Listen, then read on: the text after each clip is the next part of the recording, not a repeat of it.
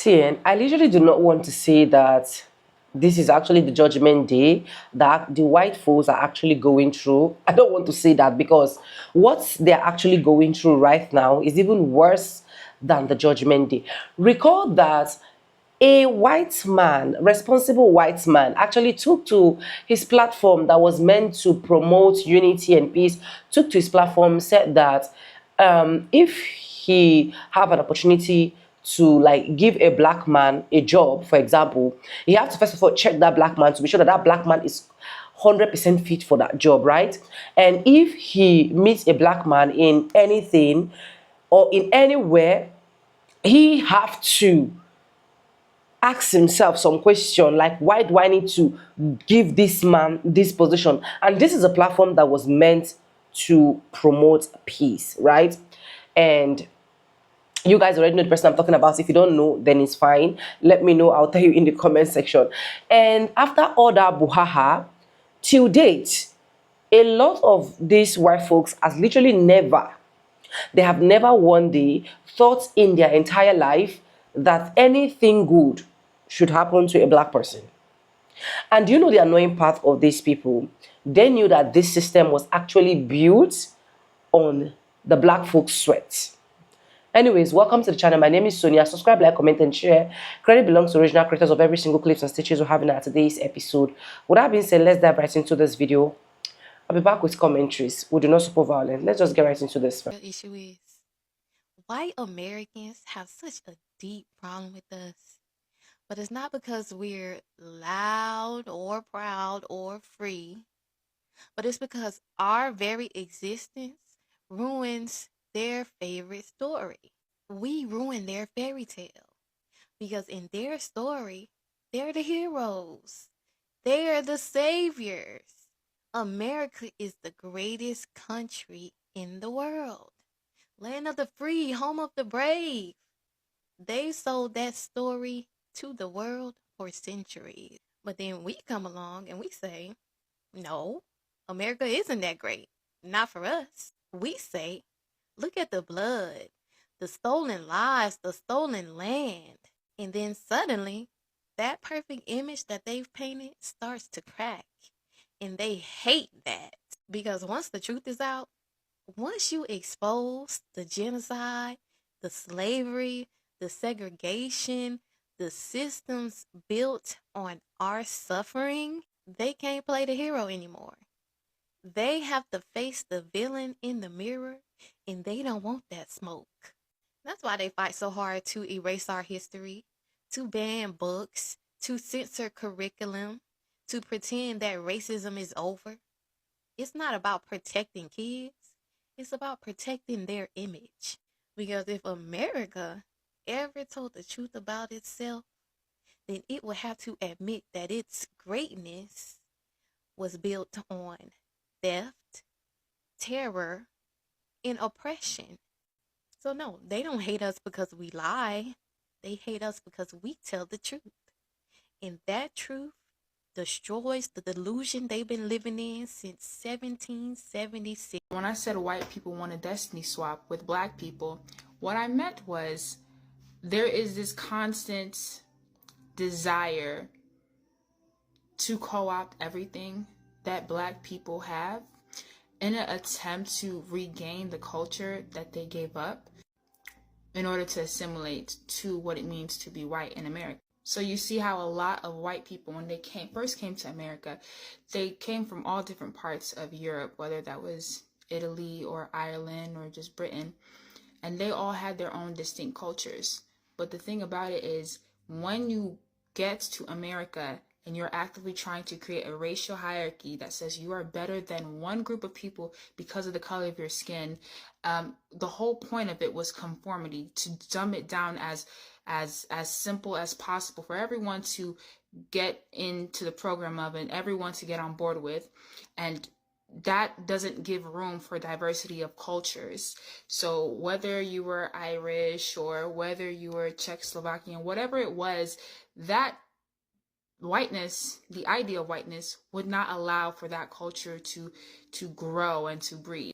That is why things like respectability politics exist. It's just another tool of basically whiteness, in the sense that they've created in order to find a way to fashion against Black people and people of color. In order for the concept of whiteness in America to exist and thrive, it has to constantly find a way to intentionally remain the antithesis of everything and anything that's considered Black.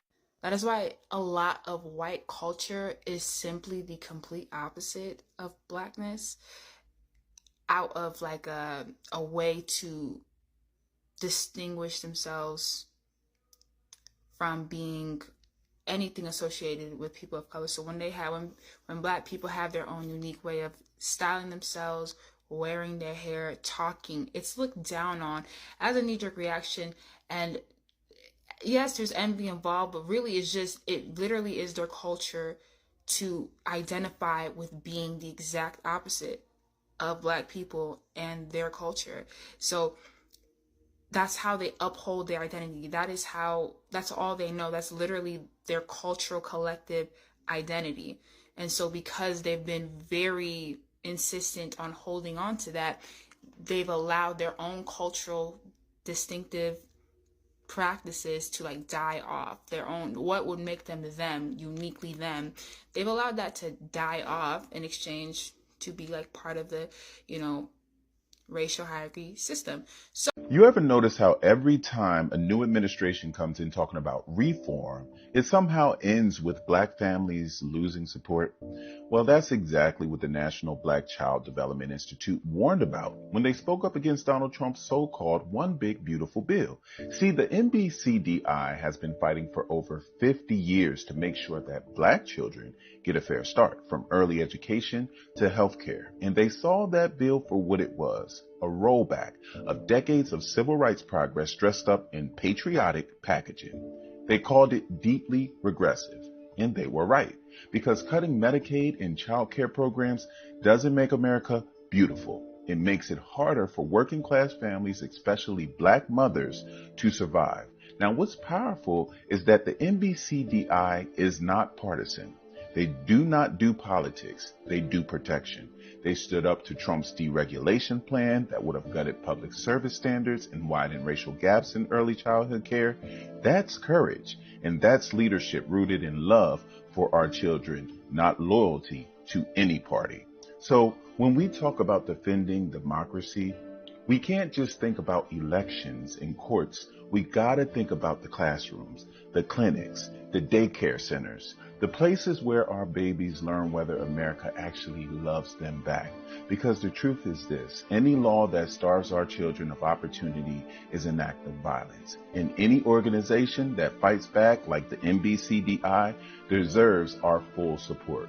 No kings, no tyrants, no excuses.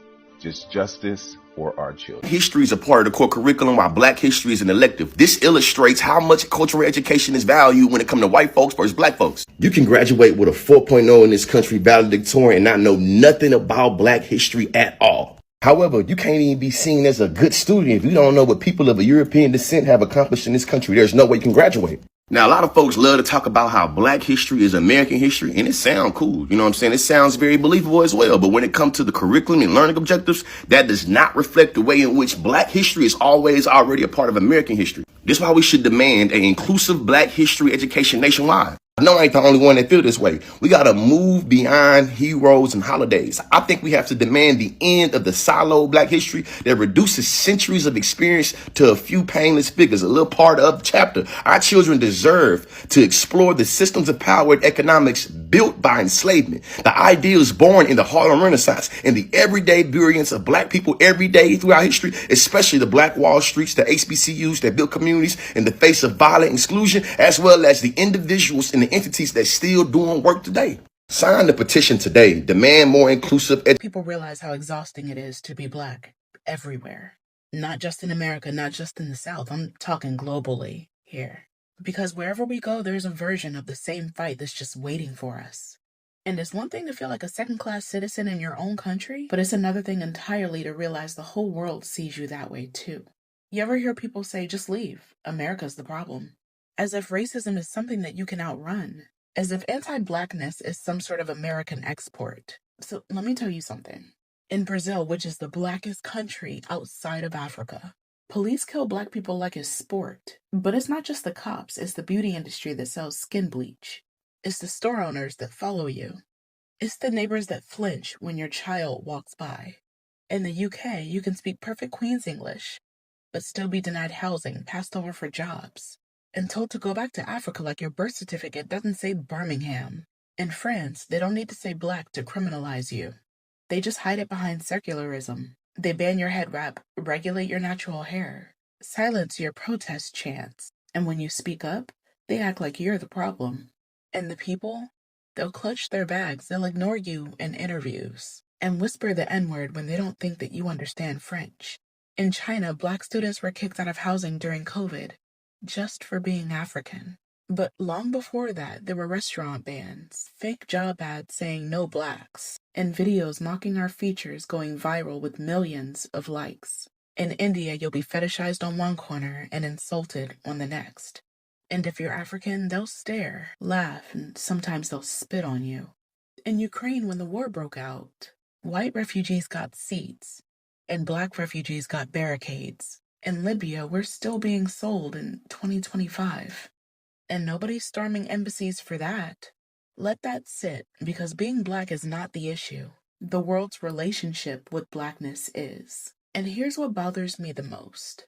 They want our rhythm, but not our presence. Our slang, our dances, our music, our clothing. But not our humanity. They'll rock locks on a runway but call them ghetto at school.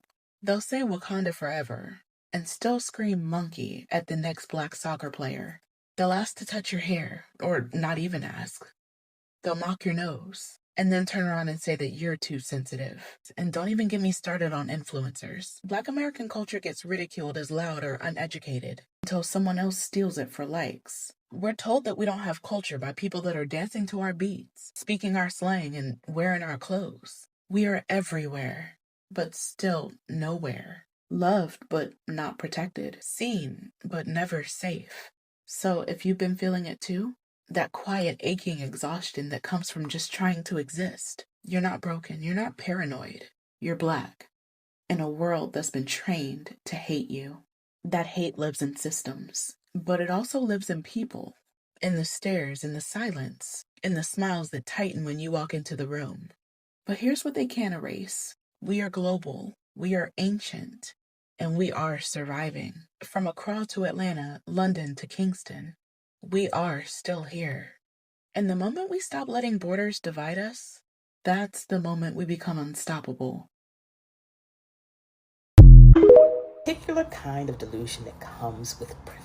It's this belief that the oppressed spend all their time plotting, seething, and scheming against their oppressors. A lot of white people have to center themselves in every story, even the ones that have nothing to do with them. They assume that every black person, every black conversation is secretly about them, that every critique of racism is a personal attack, and that every boundary we set is rooted in resentment against them rather than self-preservation. This projection.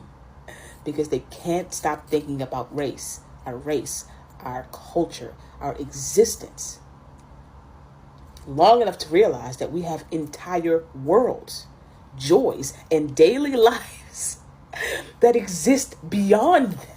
They are constantly inserting themselves in our conversations because the white imagination cannot conceive of a world where they are not the protagonist.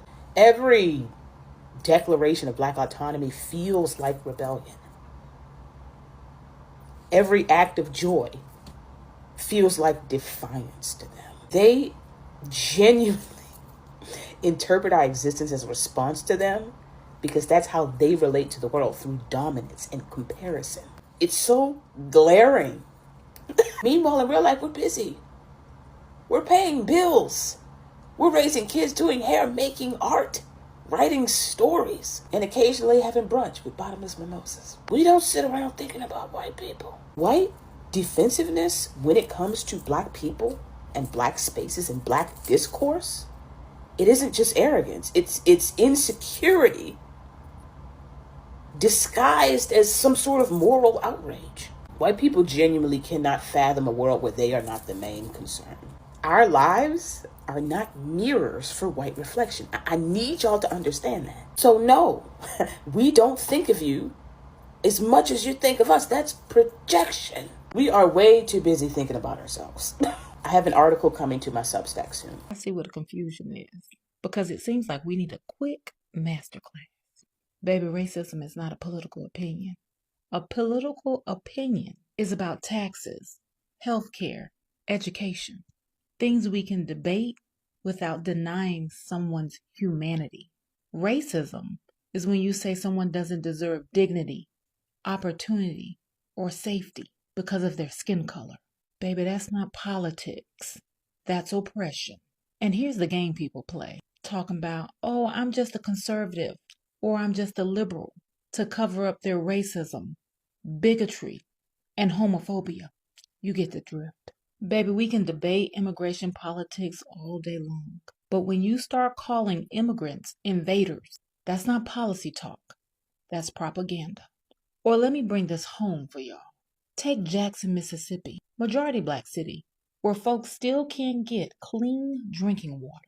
They can't trust the water coming out of their faucets. Whole neighborhoods have been on boiling water notices for months and some even years. Or take Lowndes County in Alabama, where raw sewage runs through some people's backyards because the state never invested in proper sanitation. That's not bad luck, baby, that's environmental racism. And now, the protections that gave us the right to fight back, like civil rights laws to prove discrimination, baby, they being rolled back and taken away. That means if your kids are drinking unsafe water or your neighborhood is red line out of funding, it's almost impossible to hold anyone accountable. And layer that with a person that has a huge platform capable of influencing millions and says things like this. If I see a black pilot, I'm going to be like, boy, I hope he's qualified.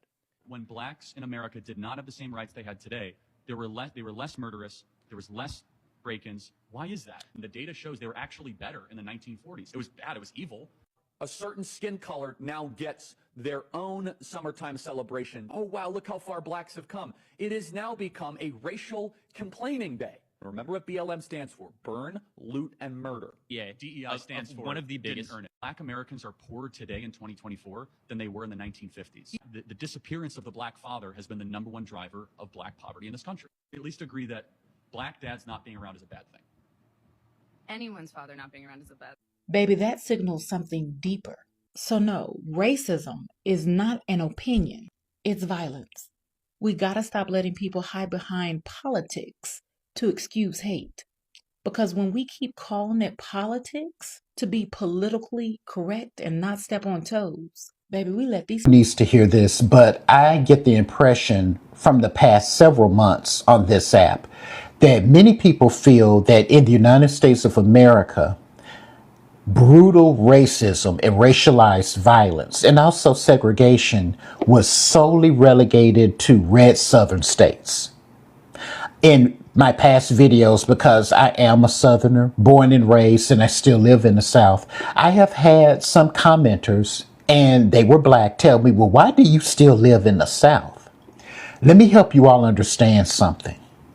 Racism is pervasive and always has been throughout the entire United States. There is this fairy tale that only brutal racism occurred in the South.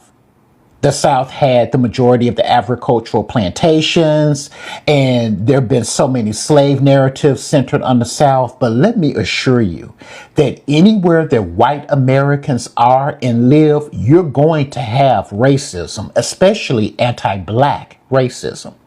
Let's talk about the migration of black Americans from the South to the North. Yes, they did migrate up north because at the time, many black Americans believed that there were better job opportunities and less racism up north. When they got to the North, they were sadly mistaken. Have you all ever wondered why there are massive black ghettos in many major cities in the North? See, people don't ask why these things exist Again, this is why we need to know real American history, Black American history, which is American history. Because when the Black Americans migrated from the South, white folks up north didn't want to live next to them.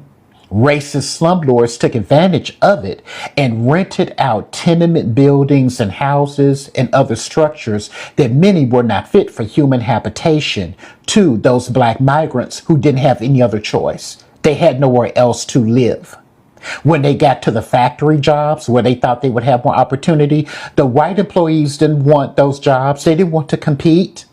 And so Black Americans experienced racialized violence there too. And the unions did not want Black members at all. There were lynchings and other types of racialized violence. And then, yes, there was segregation up north. It wasn't a Shangri-La for Black Southerners to move up north or to move out west either. And let me assure you, these northwestern states like Oregon and Washington and Idaho, I challenge you to go there and see what type of reception you get. No, y'all, racism was prevalent everywhere throughout the United States, in the South, in the Midwest, in the Northwest, on the West Coast, on the East Coast, on the Northeast, everywhere. So please get the idea out of your head if you ever thought that brutal racism was only in the South and that it was much better any other place in the United States of America. No, it was not. Anti-Black racism is as American as apple pie, y'all. Oh, and I forgot to mention Central Park.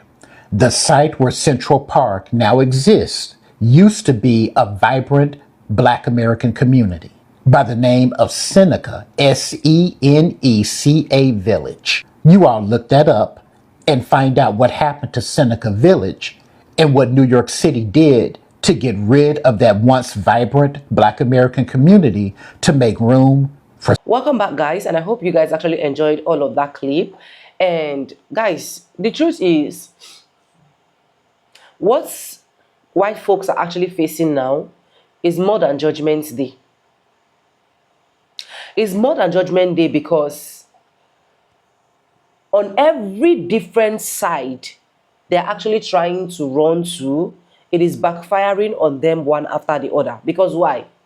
The system is already built on racism, segregation, and every other thing. So whenever they think that they're actually coming out to prophesy good thing, bad thing is always happening to them.